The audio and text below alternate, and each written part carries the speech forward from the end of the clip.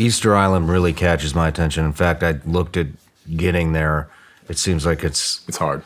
It's not easy. There's not very many flights going in and out of there at all. I've been trying to go to Easter Island for the last 10 years. You can't get in?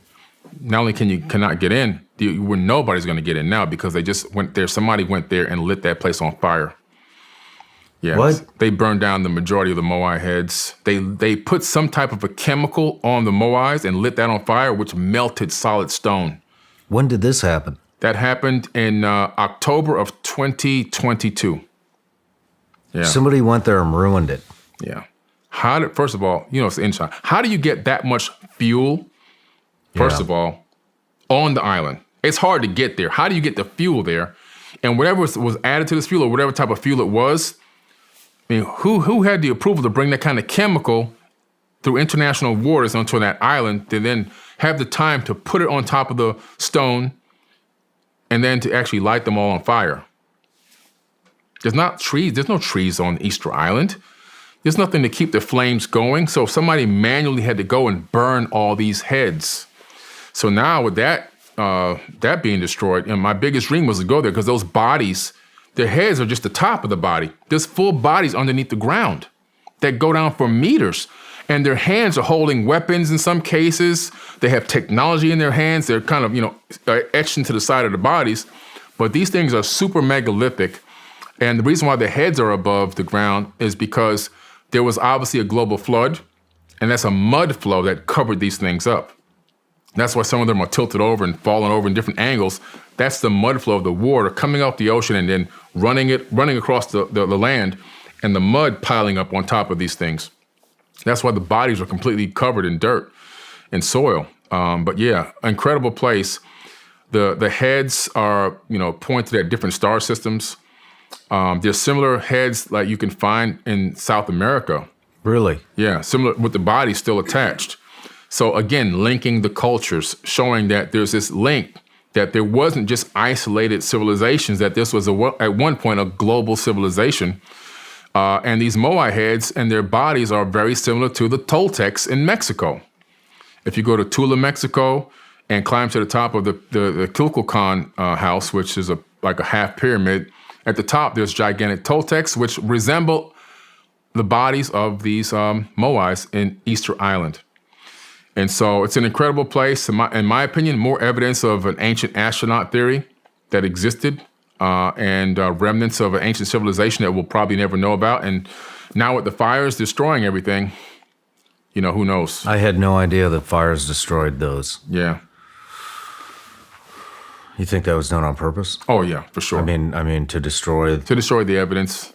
Too many people want to figure out, the bodies and everything. Too many good ideas started coming up showing the evidence of the mud flow that covered the bodies and everything else. And the technology that was in their hands, analyzing and trying to really understand what is it and how it linked to other cultures around the world.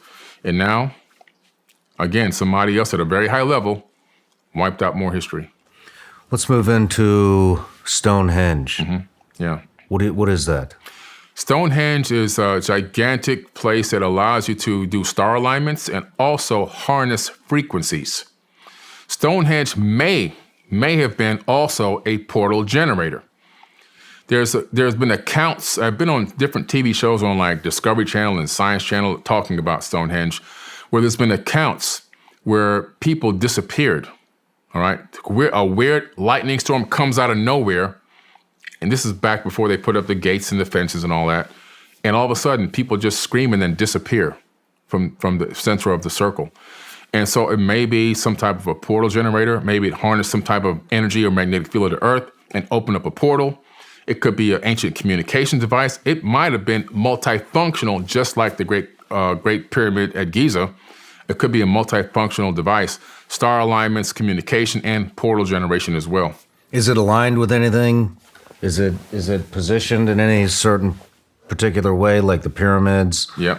All star alignments. It aligns with specific stars and solstices that happen around the planet. The summer solstice, the winter solstice, all those alignments can be found right there at Stonehenge. And it's also rumored to have been built by who? Thoth, the Atlantean priest king from the Emerald Tablets. When you say aligned to certain stars, systems. What do you mean? So if you look at the stones in a specific way, there's like sometimes there's little keyholes on them and things like that.